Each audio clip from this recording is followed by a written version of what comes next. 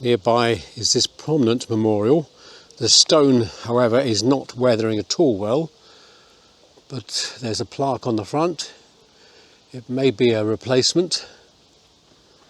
It tells us that it's Charles Robinson of the city of York, who died in 1847, aged 44. It was erected by the friends who admired his active benevolence, strict integrity, and public usefulness. You can see here the very large number of stones still standing, but here the nettles and brambles have been allowed to grow up, so they really are inaccessible now.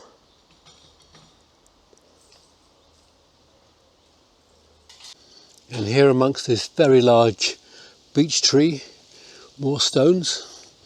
A table tomb over there in the distance, but very difficult to reach.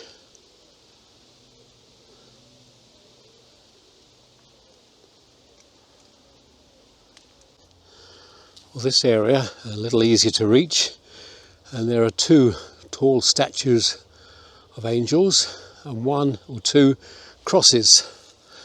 We'll see if we can get some details. Well, this may not be an angel.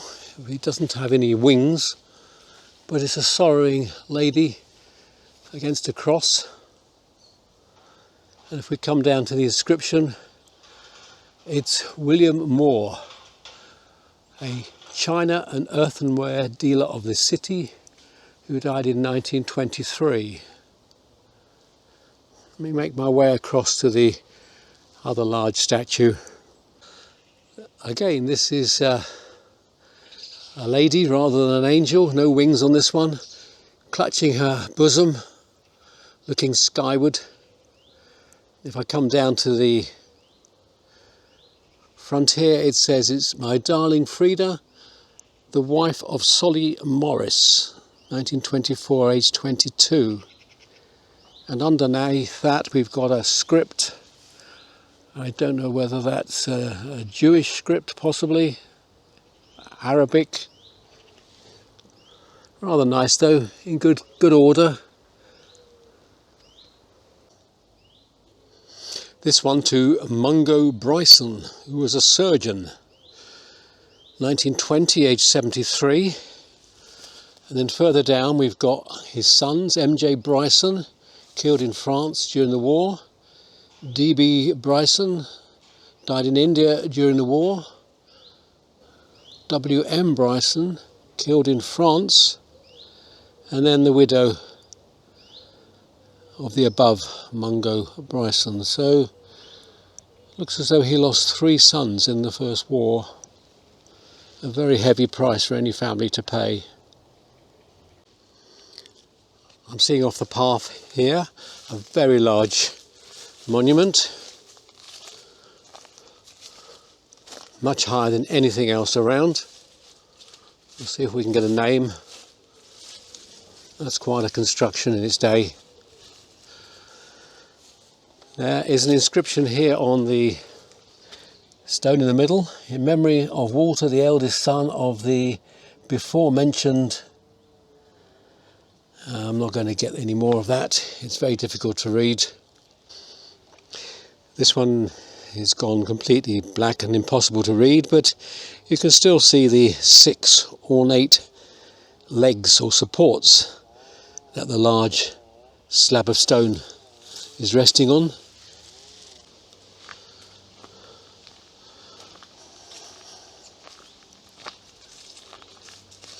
Now this graveyard, I'm told, is 24 acres in size. Those of you who are not sure what an acre is, it's an old English measurement, and it is nominally 1 chain wide by 1 furlong long.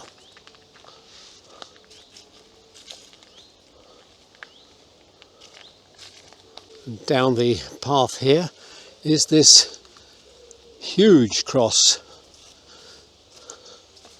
absolutely splendid, and still standing as upright as it was when the day it was made. We can see on the front here looks like Barstow as the name. Needs a little bit cleaning off. And then I notice across there a rather ornate one. Let's make our way on this uneven ground, stepping over the curbstones here, down a step into the track, and this one, angels on the four corners and an angel on the very top, and on this face we see the name Henry Ernest Leatham, 1923. Splendid memorial. Alongside it, and not to be ignored, is the war grave to J.L. Holmes, Royal Army Service Corps, who died in 1912.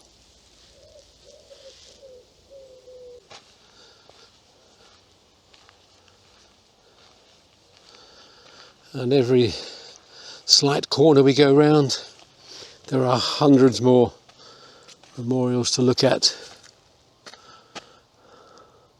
This one on my left has just caught my eye. It's a modern one,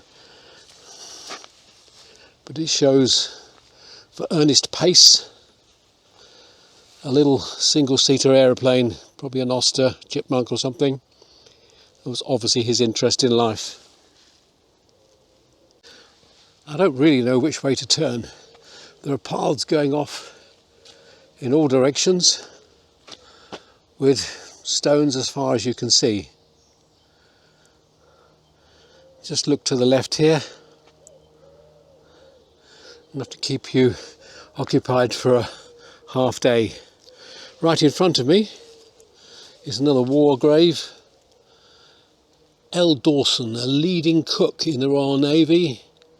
HMS Spes Andrea, 1939.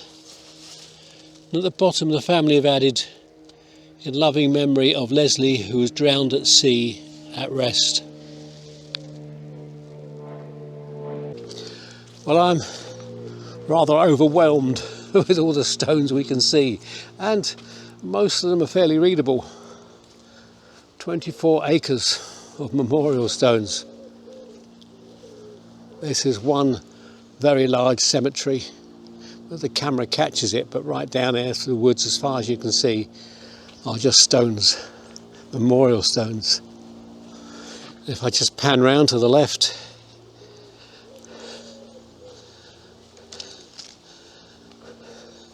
many, many more, as far as you can see. And what a beautiful spot. There's birdsong, there are butterflies flitting along, and so far I haven't seen a single other person. I have this graveyard to myself.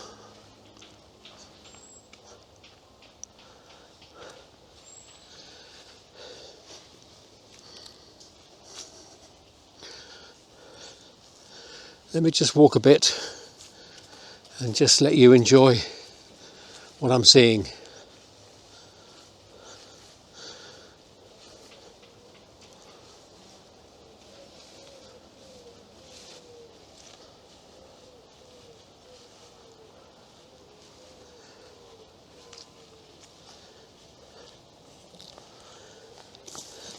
This area has been cleared, mown.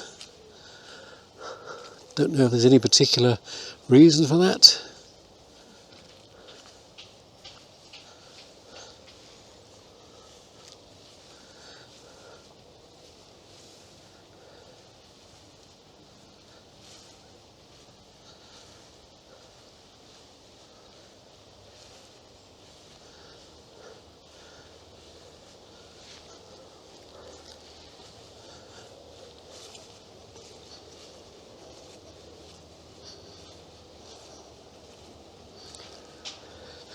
Right over there in the distance you can see yet more gravestones.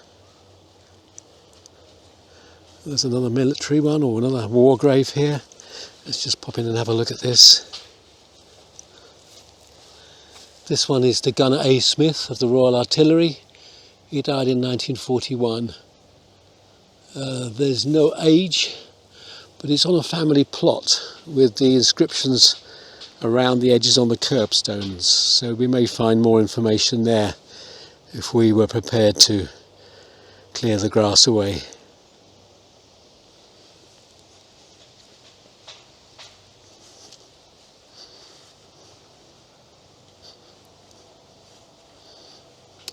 You can see this stone here. You probably can't see it on the camera.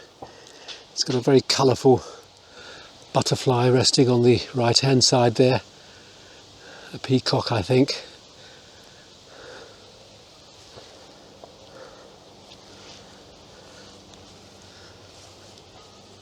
What a lovely spot.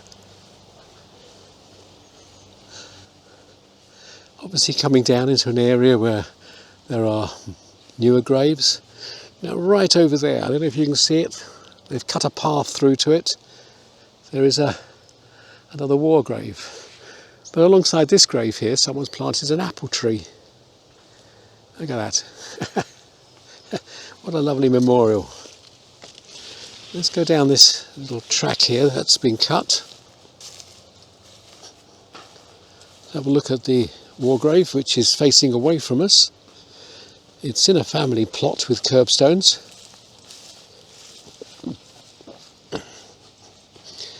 R.S. Bainbridge, able seaman, HMS Aberdonian, 1940, aged 28. And beneath, without farewell, he fell asleep. We have only a memory left to keep. Well, amongst a row of more modern graves, a couple of poignant ones. Alfie James Lovett, who was only 18, a son, brother, father and friend. Presumably that's his child, his son there. And lying on the grave is a skateboard, presumably one of his hobbies. If I move along the line of modern graves, I think that must be the Greek flag, Phrakolis Lignos, born in Greece and died here in York.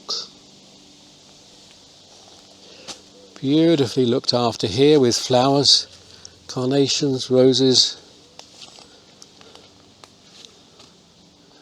Karen Elaine Duncanson.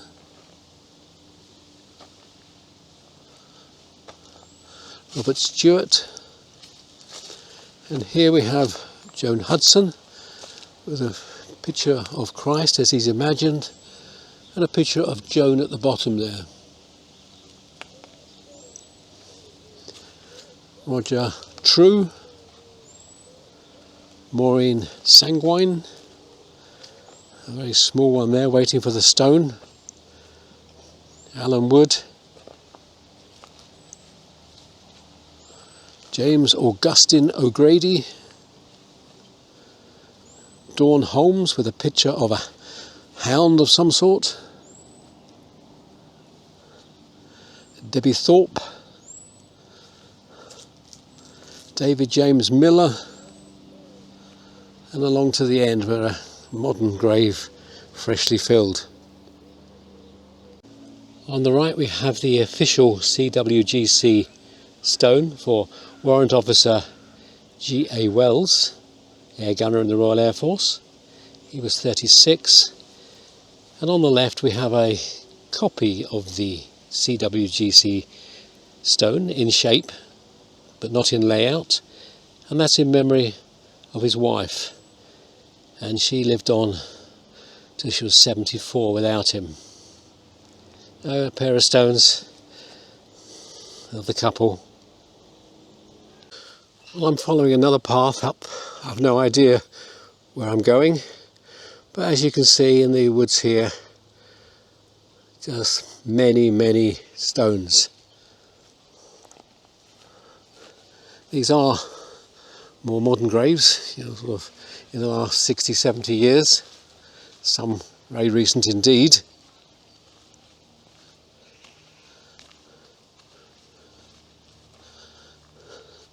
Stones to the left of me, stones to the right of me.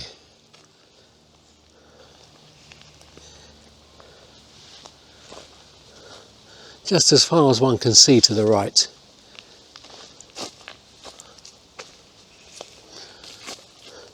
And all enticing paths leading off. Never quite sure which one to take. Well, there's a junction in the path here. Straight on. Or do I take a right? Let's take a right. Completely a random choice.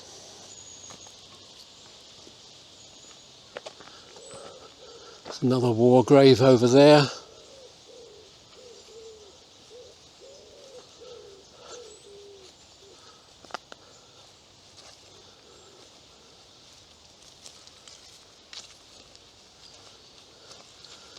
And now, stretching away as far as you can see, this one is obviously well attended and it's a fairly modern grave. It's got the little knitted red hearts all over it, very effective. A picture of Veronica Brackenbury, she was 82, and there's some other names.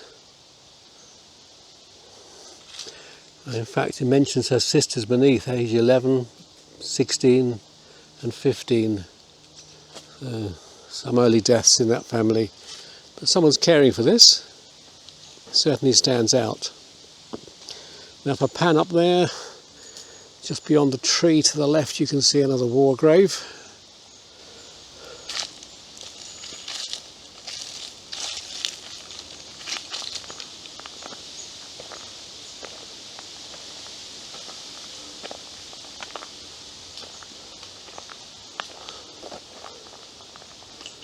It's just so magical, so peaceful, not another soul around. There's another path which has been mown through.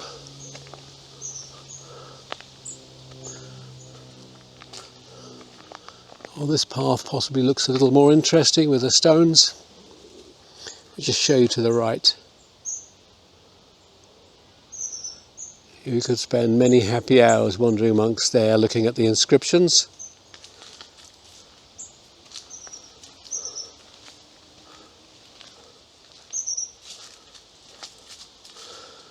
Clearly some modern graves on the left, or at least memorials. That doesn't seem big enough to have a burial in front of it. It's just a memorial stone.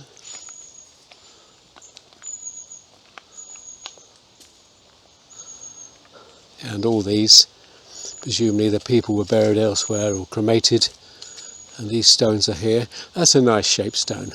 Really soft curves around the edge of that marble. Yoko Yamagata. To my mind that sounds like Japanese.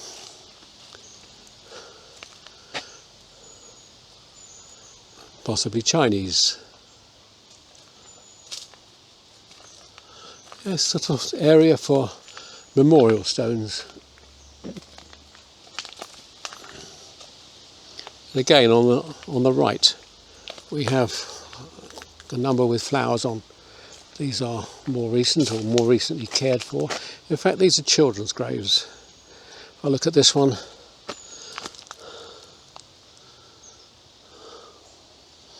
And then down here,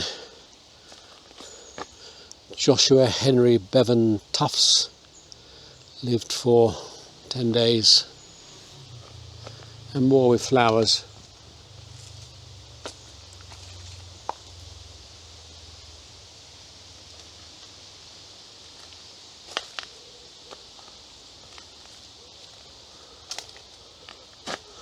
That's a nice inscription, I just caught sight of that. This is for, what, a 3-year-old, Daisy. We didn't realise we were making memories. We just knew we were having fun. Sometimes the smallest things take up the most room in your heart. Oh, a lovely set of words. Let's carry on down here.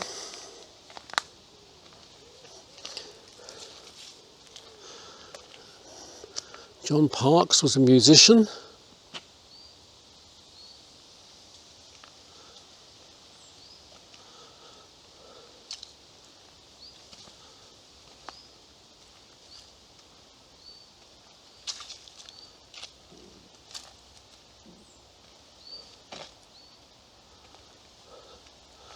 I'm guessing this is a child's grave, although the inscription is hidden.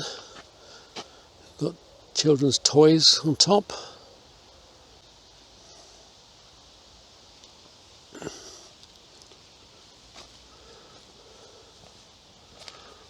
Well, over here on the right, the flowers have taken control. These pinky mauve flowers are hiding a lot of the stones. I think this is what, as kids, we used to call campion, but maybe you'll correct me if that's not campion. It's rather dramatic. Let me just show you this. But there are stones there, and somebody has cut one or two paths through it. I think I'll leave battling that and come round this way.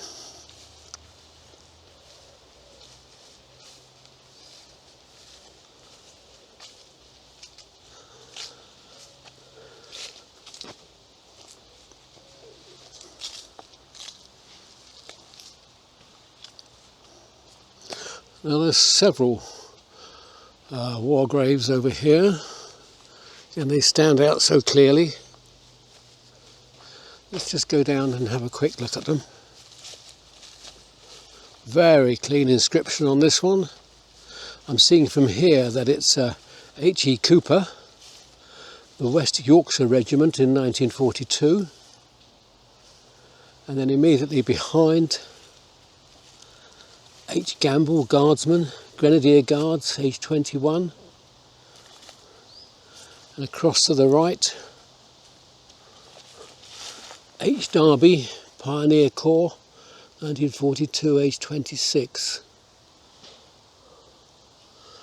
Now looking around, there's two more war graves over there, and plenty more to see. So let's carry on down here. This is really a random journey through the graveyard. I have not much idea of where I came in, but no doubt we'll find the exit in due course. A lovely spot. And we've got a large memorial in the centre here. I imagine this is probably a war memorial. And we're looking at an area of fairly modern graves, stretching right the way back to those houses. One here with a countryside scene on it, with deer. Deer is the main animal on there. Two small ones and one on the right hand side. This one is about horse racing with a jockey, number 6.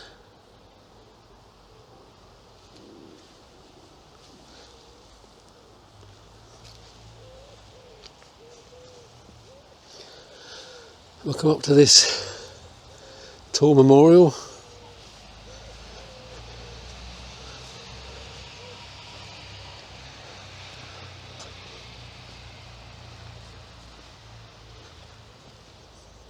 Going right round to see if there's an inscription. And there's no inscription, but it does have some wreaths from usually from November the 11th. So I'm suggesting it's a war memorial. Now looking back at the houses over there,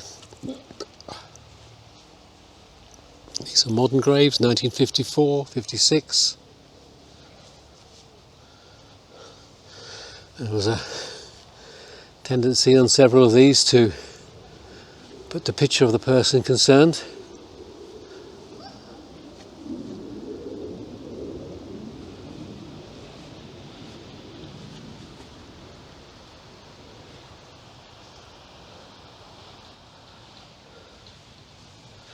Now we can see right the way down there graves, and we're moving back into the older part.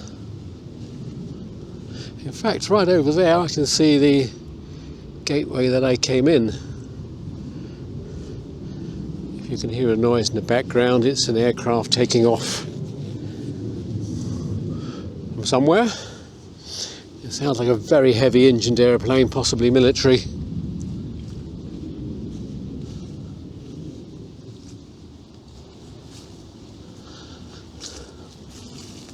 Now you see the older ones, the older stones. Really big slab tomb here, massive construction. Not much sign of an inscription left. There's another one here to do with horse racing. Ernest Thornton Jefferson.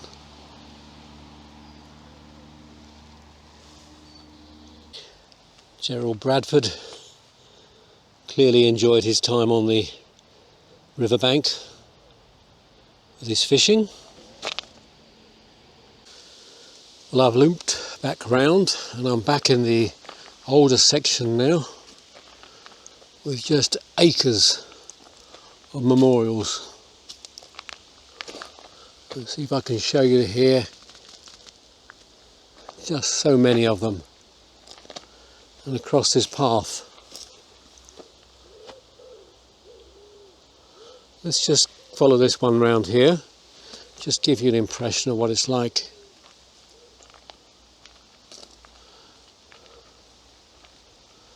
Let's pull a date off this one. 1862. Jane Elizabeth, wife of the Reverend William Jewett. That's a sort of period burn then, 150 years ago.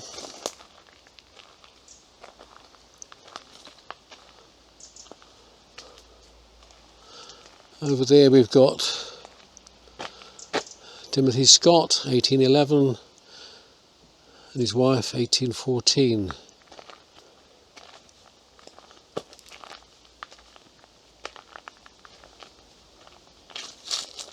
Let's just show you these inscriptions. Thomas Smith, 1867, aged 15 years. John Dobson, 19 years and 8 months. Don't weep for me, my parents dear. And Dalston. Thomas Precious, a courier, 1883, aged 45.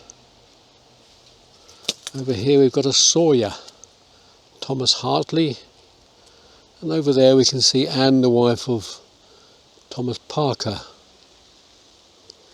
Let's take the gap between these stones. I can see John Powell there, minding this bramble growing across the path. And we've come across a little group of more modern ones. This is an unusual stone here. Roger Clark, 1950-2020, a good, honest, loving husband, father and friend.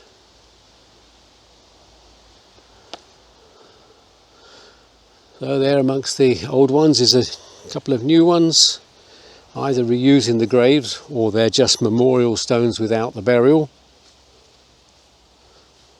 Much more economic nowadays to be cremated and then just have a stone in the graveyard. Over there is more of those colourful flowers, and amongst those will be dozens, possibly 100 plus more memorials. So I'm going to close this section off now. You could spend such a long time wandering amongst all these various stones. A lot of people come to York. It's a lovely city, its castle and its minster, its lanes and tea shops. It seems like very few come out to see the graveyard. So many paths. I mean, look at this one. Must just go down here, and then there's stones, memorials as far as you can see. Interesting people. Anyway, I'm going to draw it to a conclusion here. So if you get the chance, come to York and visit the main cemetery.